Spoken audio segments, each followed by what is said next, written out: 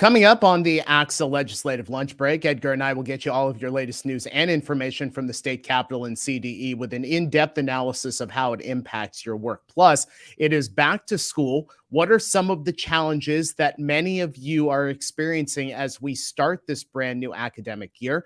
We'll talk with two school administrators about how they're handling issues, including COVID guidance, testing, masking, and transportation. The ACSA Legislative Lunch Break starts now.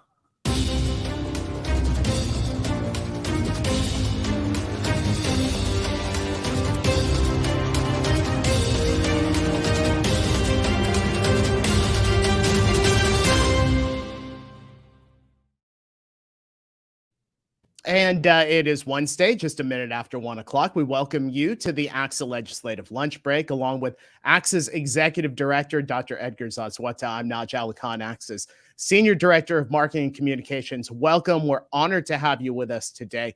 Go ahead and jump onto the chat and say hello. Let us know where you're watching from today. Ellen Wheeler, first to jump on today at 12:58, even before we came on the air. So Ellen, welcome, along with Robert and Grant. Good to see you guys, Gail Olson and Mark Campbell. Edgar, how are you today? I'm doing good, Naj. I'm glad it's these days. It's just getting here is half the battle, but gave myself a couple minutes to spare. But always welcome sitting down with you here for 30 minutes and all our friends from across the state. I was going to ask, you keep calling out the first person. Yeah. You're going to have to come through with some prizes here. Like, the shout out only gets you so much. I'll take your job. This morning, Tracy on your team gave me, actually, I guess there's some perks to the job. I got a really nice ACSA quarter zip, kind of sweater, a pullover, which I think is going to be on sale at our ACSA store. Yeah. I think you have to go to Leadership Summit to actually have access to it, right? But yes. I was like, I always make fun. I have to say this, and no disrespect to any of our members who actually wore these. It was my first ACSA experience, and I'm not going to call out the people, but I go into the ACSA store. I think it was my first year as an ACSA staff member. Right. And I see on sale ACSA denim. I knew you were going to say that. Vest. Yeah. And I asked, wow, okay, that's interesting. Who buys that? Right. And sure enough, I saw some of our members wearing them. So I never said that again, right? No disrespect, to all their choices. These are, so I'll probably wear this. More likely, I'm going to wear the quarter zip pullover than the denim ACSA vest. But well, and you know what? This is going to be the first year. I haven't discussed this with the team, but why not? Yeah, Maria has one. Okay, you see there, and I'm not. And Maria has great fashion sense. So, you're exactly right. You're exactly and right. I'm sure it's probably blinged out too, right? Like knowing Maria, that's probably part of it as well. Yeah. We will find some way to have ACSA Legislative Lunch Break gear at Leadership Summit. Of course, you have to be there. And one of our guests today, when we move over to our back to school topic, I guarantee is somebody that has to have at least a mug or a t-shirt or something. So we'll have to make sure that we supply that. But again, happy to have all of you with us today. I see one other person has talked about having one of those denim vests and a jacket. You see, it just because Edgar can't pull it off doesn't mean our members can't pull it off. No, so they don't ask you, Edgar, to participate in the member services fashion show. Maybe that's what we have to. Maybe that's what we have to do. Hey, wanted to hit a couple of stories just off the top of the show. One from last Thursday, where Governor Newsom announced the state's $4.7 billion investment in mental health and substance abuse services for children and young people, which he hopes will eventually lead to less need for crisis care and instead focus on early intervention. Now, as part of this goal for California's master plan for kids' mental health, it's to train 40,000 more behavioral health professionals over the next few years and establish universal screening and support services for everyone up to the age of 25. This also includes $4.1 billion in funding to create community schools and spending $5 million to reform Medi-Cal to be more inclusive of behavioral health. Here's what I really liked in this story. And Edgar, I'll have you comment just on this real quick, because I do think it's important to see the type of investment that's being made. Part of the reason why Governor Newsom was in Fresno was to spotlight the mental health supports that Fresno Unified has made. The district went from staffing just 50 mental health professionals to over 250 this year. That's according to Superintendent Bob Nelson. I think, Edgar, this is a real indication of the importance of mental health for students, but also post-pandemic, this shows that real leadership, and we're going to pour some resources in to support those students that need support post-pandemic. Yeah, no, I think you hit it on the head in terms of some of the intent. I have to give a shout out that you mentioned Bob Nelson, and great superintendent there from Fresno Unified and his team. I always love when the governor does an event, especially related to schools, and they'll seek out, getting some local flavor there. So yeah, Bob, my former classmate from USC as well. I have to point that out. Just since Charlie's on the line, I had to find a way to throw out USC there. But that was great that they got to highlight some of their services and the work that they've done at Fresno Unified as well. But to your point, Naj, this has been part of the bigger picture with the governor about the narrative about what services can we do. I think this whole piece about having a master plan or being strategic on how we're going to dedicate some of these resources to our school age community, to folks in school, how we're going to partner with the work that schools are doing. I think it's all a good thing, right? There's always the devil's in the details, and we'll be right on top of this and making sure that it works out.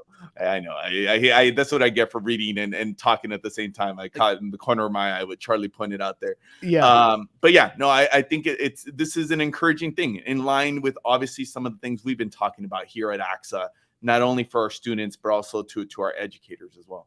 Yeah, and that brings us to this EdSource article, and I want to encourage all of you to read it, not promoting another news agency, but just want to make sure that you guys have the opportunity to read it. And this EdSource article about declining enrollment and where some of those students are going during the pandemic, but now post-pandemic. And the story, it says, over a quarter of California parents moved their children to a new school during the pandemic, with most saying they wanted a different experience for their child or were dissatisfied with COVID protocols and learning and mental health supports. Now, this poll, you mentioned USC, done annually by the Policy Analysis for California and USC Rossier School of Education, and assesses current threats to public education.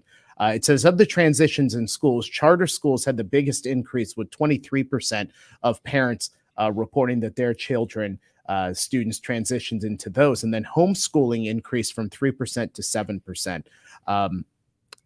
A couple of things stuck out to me, and I think it was important to make mention of this. The top ranked education issue among those respondents was reducing gun violence in schools. This is the fourth consecutive year that has been the number one issue. Couple of other statistics for you. 68% said that public education is under attack. 85% believe that the country cannot have an effective democracy without good public education. 64% supported spending more time teaching grade-appropriate lessons about the causes and consequences of racism and inequality, and that hardening schools was well received. Respondents there said they have strong support for gun policies that don't involve schools, such as expanding public support for mental health. I was empowered to read that 64% supporting spending more time teaching grade-appropriate lessons about the causes and consequences of racism and inequality, because of everything that we hear in the news headlines about happening in other states where they're trying to get rid of this type of content, Edgar. This shows that there is, some more substantive focus on making sure we're talking about equity and inequality and diversity in our schools. And it shows that, this group of respondents really sees that as important. Yeah, I mean, first of all, and not because it's USC affiliated or Rossier School affiliated, but I think they do a real important work in collaboration with PPIC every year, giving us a snapshot of some of the sentiments, perspectives, what are folks feeling out there, especially from parents and community. Yeah, I would agree, Naj. I think the pieces that you touched on, the perspectives on essentially, how should we put it, on the ability to teach history, how it happened, and the complicated pieces that formulated our country. I think in many states, you noted it. I work with some of our colleagues where that's a struggle.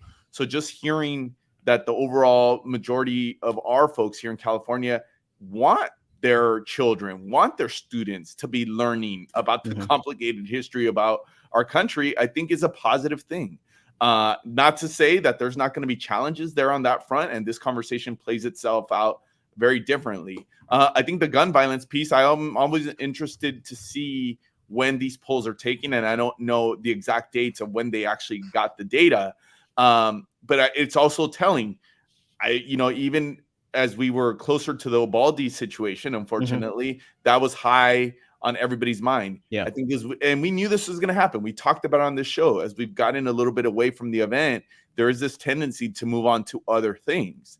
But goes to show, as we're going back into this back to school mode, that this is still an issue that's very pertinent to folks sending their kids to our public schools. Yeah, and the fact that gun violence in schools has been the #1 education issue for respondents for 4 consecutive years tells me that Uvalde clearly had an impact. But here in California, our respondents are still thinking about this issue. So I think that's really important. Again, encourage you to read that. That's over on EdSource, our colleagues over there at EdSource putting that out. Okay, let's move over to our main topic today, back to school and the challenges ahead for our school administrators. We have 2 great guests on the show today. Dr. Clarissa McNally is the principal at Cobalt Institute of Math and Science in Victor Valley Union High School District, and Gary Reller, principal at Matthew Gage Middle School, Riverside Unified. Clarissa and Gary, so great to have you here on the show. Let's go to the easy question right off the top, and Clarissa, we'll have you respond first. For you had back to school night last night, and Gary, you have back to school night tomorrow night. So a couple of milestone days at the beginning of the school year. Again, Clarissa, we'll have you start. How has the beginning of the school year gone, and what have been the successes and challenges? Well, I must say the beginning of the school year has been phenomenal for us. We really wanted to welcome back our students with a bang. So on the first day of school, we had a balloon arch welcoming them. We literally rolled out the red carpet and had stanchions across so that they could come in, be celebrated and cheered on by ASB as they entered, the new school year. We wanted them to feel welcome and to embrace, what was coming up for the next school year. Our back to school night last night, I must say, this is my 4th year as the principal at Sims, and this has been the largest turnout of parents and students. Our gym, our bleachers were completely filled.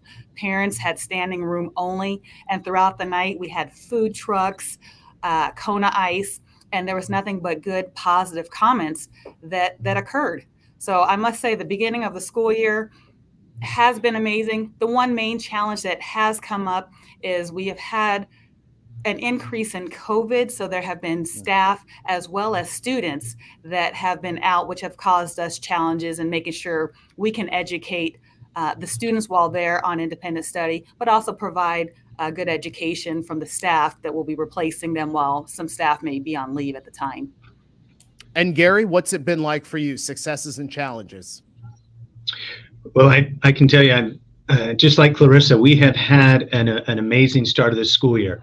We start the school year with a 7th grade first day, where all of our 7th graders come on campus to get acclimatized to going from class to class. They get an orientation and meet their teachers. They also meet our 8th grade ASB students. So 7th grade first day was amazing. We've had a great first 3 weeks of school. Kids are engaged.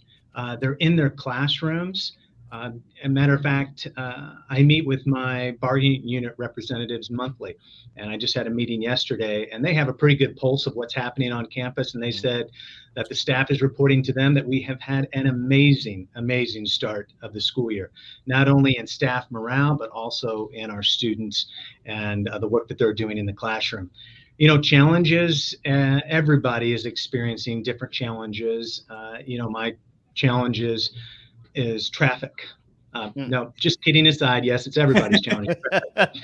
But, we're all struggling with staffing, having enough classified staff in the classroom, ensuring that we have enough teachers. But I need to give a shout out to our Human Resources Department, Riverside Unified School District, as well as our Special Education Department, because they have done an amazing job making sure that we are staffed at 100%. In our classrooms, our support staff are staffed at 100%. And when our kids are in need of additional support, we're getting that from not only our human resources department, but also our district office. Gary, Clarissa, first of all, thank you for joining us. Naj and the team and I were talking about as we were leading up to this week, and we were really excited to have two site administrators and two principals on the show.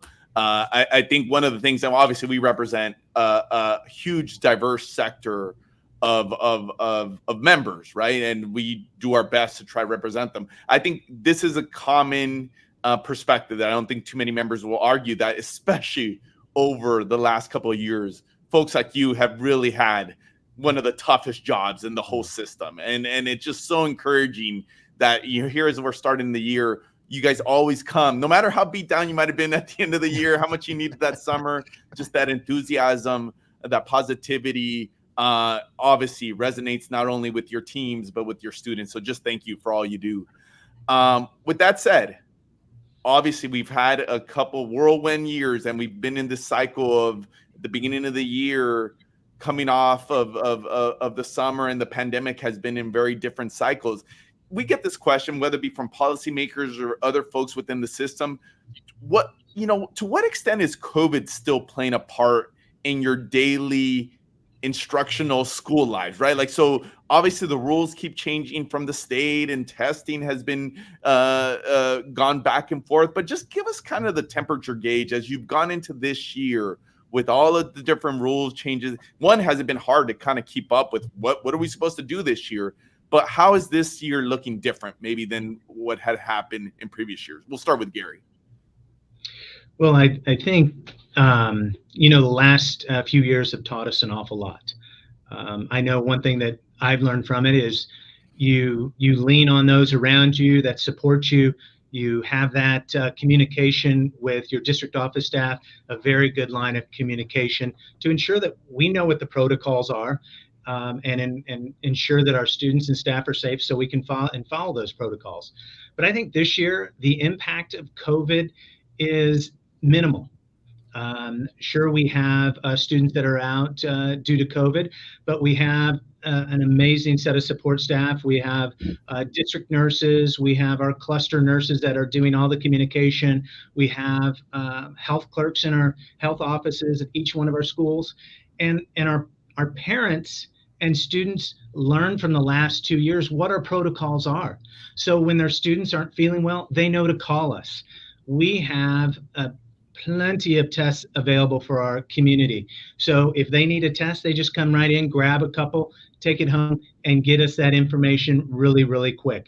We lean on our independent study program, which works really well. We also, everybody is using Google Classroom, so students can keep up with what they're doing in the classroom while they're at home, as well as our staff. When staff are out ill, we have those that are in our sub ranks that jump right in and are able to do an amazing job to support our students in the classroom. So I would say the impact of COVID has been minimal this year, and it's due to the great planning that we've done over the last few years and the communication from our district office, our pupil services department, human resources, everybody being on the same page.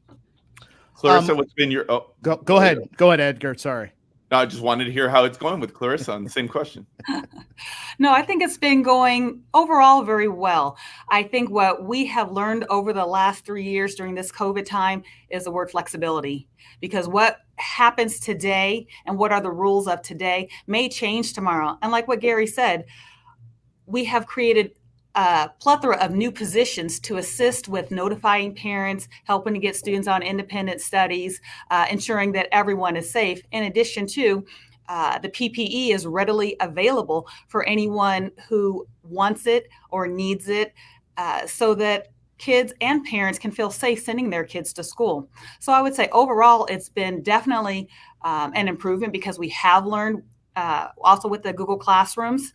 But I do think there still are the challenges of trying to keep up with the demands, because more and more students already, again, this is our 3rd week of school, but we have had a lot of students that have gone out on COVID, and to be able to keep up with independent study to ensure that they have a quality education while they're away. does continue to pose a challenge.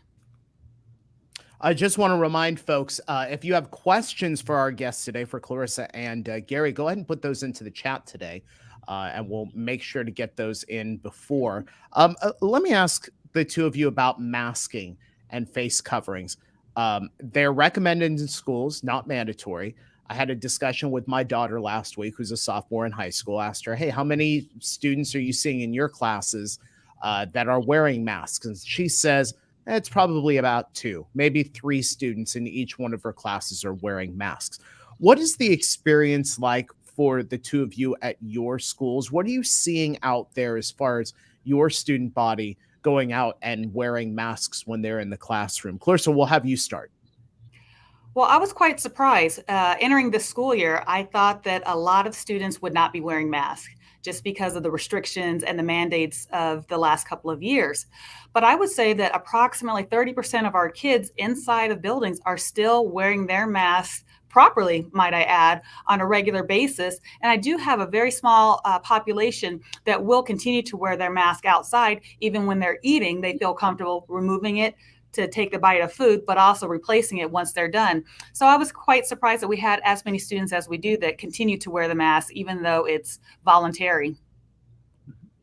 And Gary? I would say we have about 5% of our students that are wearing face coverings throughout the day. I have seen as the year has progressed, that number has gone down.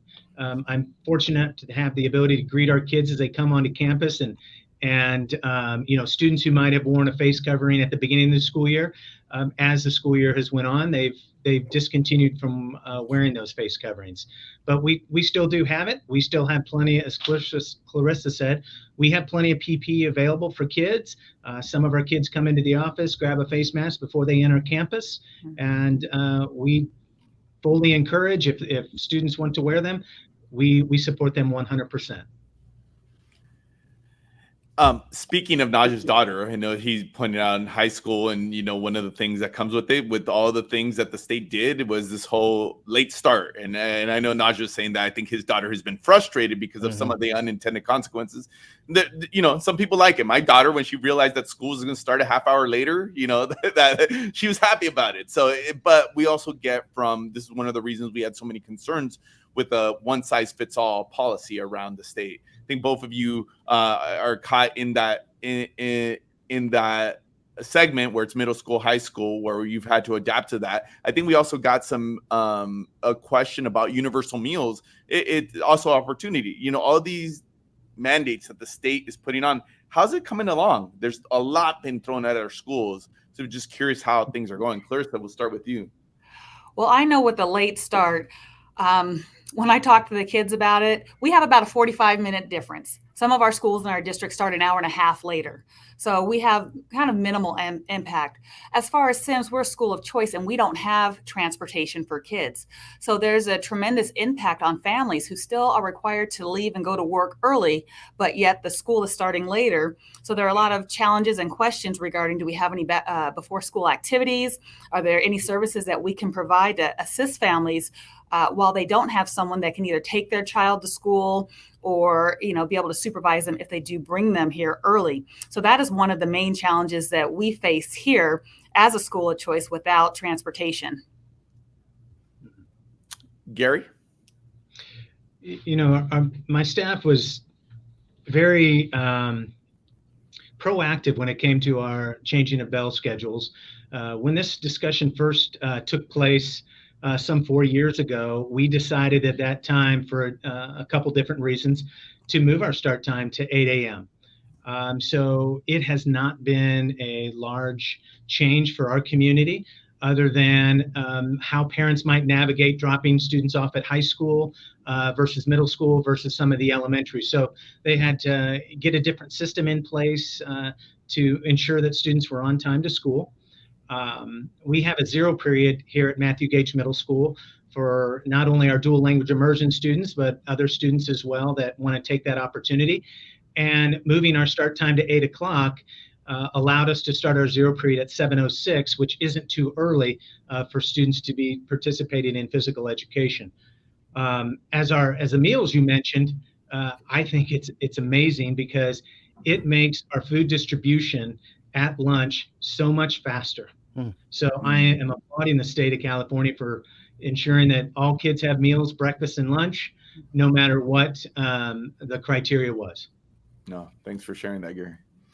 Let me ask both of you, and Gary, we'll have you start. So what's in front of you for this year? What do you see as that next group of challenges coming up, and how are you going to wade through those waters with those challenges? So when we get to the end of the academic year, you're empowered and things have worked out well. What do you see ahead? Gary, we'll have you start. Well, I think all of the educators that are on this show, the number one challenge, or what I like to call an opportunity, is accelerating our student learning. Coming out of the pandemic, some of our data was showing that students are not achieving at the same level that they were prior to the pandemic.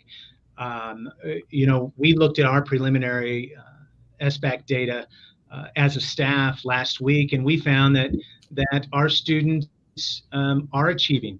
And we looked at different areas that we could support them. And in Riverside Unified School District, we are focusing on our student well-being, and not only academic, but also a social emotional well-being. So we're utilizing our student assistance program counselors, which are actually MFTs, marriage family therapists. We have multi-tiered systems of support counselors, in addition to our academic counselors, our school psychologists. So we have a ton of counseling support on campus for our students. Also, we're leaning on our partners like Big Brothers and Big Sisters. I just had a meeting this morning with our representatives from Big Brothers and Big Sisters, and we utilize them for mentoring. We have a great partnership with them. And lastly, I just want to highlight my staff. At the end of last year, they thought about, we have a lot of students that can't come to tutoring before school or after school, so let's build something into the school day. We've developed an enhancement period where students can choose which teacher of theirs they want to go to get extra academic support. And for those students who do not need that academic support or might not need it, we will be providing enrichment activities for that time. And even those students who might need it, but we want to connect them to school, we might bring in highly engaging speakers and get those students connected with them to engage. So, that opportunity that I say is accelerating our student learning, and we're going to be working really hard for it. And Clarissa? I would agree with everything that Gary has said. Our goal here is to increase and maintain student engagement, increase academic achievement, and we want to do that in a way that we provide a safe learning environment. We too have a mental health clinician here that is able to assist students with a variety of social emotional needs.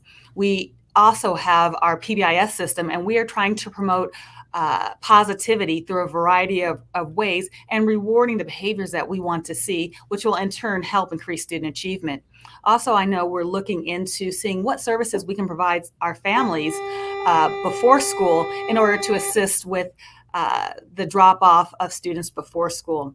I'm looking forward to a great year, and I think there's been a lot of positive changes moving forward, and I just can't wait to see what's next, and whatever challenges come, we're going to figure out a way to do this collaboratively and collectively and get through any challenges that this next year may bring. Now, for our viewers, this is Clarissa's first time as a guest on our show. However, as many of you know, Gary Reller is a fixture in the comments section, and this is his second time on the show. However, back during the main portion of the pandemic, Gary was on the ACSA campus tour, Matthew Gage Middle School, the home of the Gators, right? So there's the mascot right there. But Gary took this to a whole new level as a principal, as a site administrator. He put the Gator head on during our interview. So Clarissa, my question to you is, are you prepared for the next time you're on to go to this extreme to promote your school? Well, I see the standard. The bar has been set high. So yes, I will raise the bar next time, because Gary has definitely elevated it for me. So I'm prepared. That's definitely next level right there. Absolutely. Absolutely. Dr. Clarissa McNally, principal at Cobalt Institute of Math and Science in the Victor Valley Union High School District, and Gary Reller, principal at Matthew Gage Middle School in Riverside Unified. Clarissa and Gary, great to have you here on the show. We look forward to seeing you next time. Thank you. Thank you. Thank you. I saw Maria ask. I was actually thinking the same thing. What's the mascot? That would really depend how good it is. So we're gonna have to keep keep track. I think that would really dictate. Yeah, exactly right. Hey, let me point out a couple of things here on the comment section. And Edgar, we'll have you you talk about the vaccine and the testing piece coming up. James Toth II puts in, late start for high school students will impact athletes as games will not start later. Students may need to miss 2 or 3 classes to attend games. Okay, you and I both have athletes in secondary schools, and this is impacting them because the school day goes later, the game times don't change, and as my daughter has pointed out, just because the time has changed doesn't mean the amount of homework is changing in the classrooms. Thus, unintended consequence that she's up much later, has less time to get her schoolwork done. So James nailed it. That's been part of my argument about late start for some time. And Edgar, there was a comment in here. Craig Gensler first said, we have 11 staff members out with COVID and 9 of them are vaccinated. The weekly testing of unvaccinated does not make sense any longer. And then Tiffany, I believe, came in here and says, I agree. I'm wondering if that will change soon. What can you tell us about that? This is we probably talk about no issue more than this one. Yeah. And one of these days we're going to come on the air and we're going to say, hey, guess what? They changed the rules. That day is not today, unfortunately. No. The state has still status quo. They're still requiring the vaccinate or test for employees. I think we pointed this out last week that the CDC rules have been changed. They don't no longer make the distinction between vaccinated and unvaccinated for any individuals. The state still, for whatever reason, they haven't made that change. I expect they will. I do expect that this is going to come at some point in time for all the reasons stated. And we hear this every week, not just on this medium, but in others. Objectively, and this is from all folks who were gung-ho, and I think a lot of these folks who were supportive of getting folks vaccinated and even requiring our employees to get vaccinated, we're at a different place, and the virus is in a different place, and we see, kind of the impact of whether folks are vaccinated or not. So I do think that the state will move in the direction of changing that. It just hasn't happened yet. Yeah, and let me point this out. Marie Russell, who's over at Turlock Unified School District, the CalSPRA Communicator of the Year. We won't pop it on screen because it's very long, but she received a note from Dr. Sood related to COVID-19 hospitalizations. Go ahead and read that over in the chat section. Important for you to do so because Marie I think, cut and paste it. Oh, well, there it is. There it is right there. But again, if you want to read that in the comment section, go ahead and do that. A couple of other things I want to remind you of. If you like what you're seeing, you are invited to subscribe, to like us on YouTube and Facebook. We have thousands of subscribers right now over on our YouTube page. Most of you are watching over there on YouTube, so go ahead and subscribe to us. Also, if you have stories from your school district that you'd like to see featured in EdCal, go ahead and send them. Pictures, bullet points, information. Go ahead and send those over to our EdCal editor, Michelle Caro, at mcarl@ACSA.org. Edgar, as we wrap up here, as we cross over the bottom of the hour, really substantive discussion from our school administrators. Sounds like things, are going well right now. A lot of challenges ahead, a lot of changes that could be ahead. But at least at the start of the school year, things seem to be moving in a positive direction. Yeah, like I said, I'm always appreciate the optimism, the enthusiasm, people just, no matter the challenges, kind of forging ahead. And like some of our viewers, I also really appreciate those shows where we get some cool guests from time to time, policymakers, folks from the state, people saying smart things. But I actually think one of the favorites is just when it's our members talking to our members, right? Sharing their experiences, people really being able to relate on what's happening in their own context. And I think today was a great example of that. Yeah. Two other things for you. If you would like to subscribe to our Resource Hub Digest, it's a once a month email that you receive. We have thousands of pieces on the ACSA Resource Hub, but if you would like to get a monthly digest of what's new on the Resource Hub, you can subscribe to that. Hundreds of members have already subscribed to it. You can learn more about that. content.axa.org/subscribe. Also want to tell you next week, Edgar will be the main guest on Your Mind First. That is Tuesday, August 30th, 1 p.m. live and interactive here on ACSA Facebook and ACSA YouTube. Edgar, good to see you. We'll see you in the guest chair next Tuesday, and then we will be back on the air with the live and interactive ACSA Legislative Lunch Break, 1 p.m. Wednesday, ACSA Facebook and ACSA YouTube. Have a great rest of the day and great rest of the week, and we'll see you next time.